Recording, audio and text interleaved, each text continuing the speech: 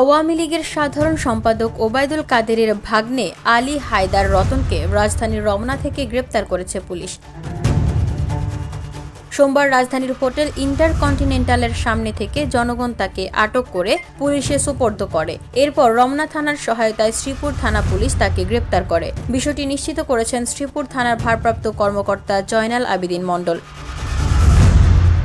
জানা যায়, আলী হায়দার রতনের বাড়ি নোয়াখালী জেলার কোম্পানীগঞ্জ থানার বড়বাড়ি চরগ্রামে। তার পিতার নাম নুরুল ইসলাম। তিনি বাংলাদেশ আওয়ামী লীগের সাধারণ সম্পাদক ওবায়দুল কাদেরের ভাগ্নে এবং ওই এলাকার আওয়ামী লীগ নেতা। বসুন্ধরা, উত্তরা, বনশ্রী, কুড়িল ও বাড্ডা সহ রাজধানীর বিভিন্ন স্থানে অভিজাত ও অত্যাধুনিক মানের ফ্ল্যাট কেনার এক নির্ভরযোগ্য প্রতিষ্ঠান প্লেজেন্ট প্রপার্টিজ লিমিটেড। তাই আপনার স্বপ্নের আবাসনের জন্য আজই যোগাযোগ করুন। Pleasant properties limited, where destiny matches eventually।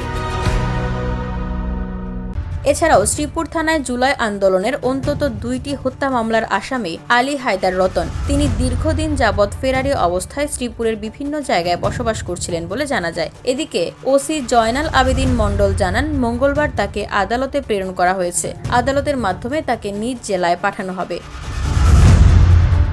VOD Bangla news desk.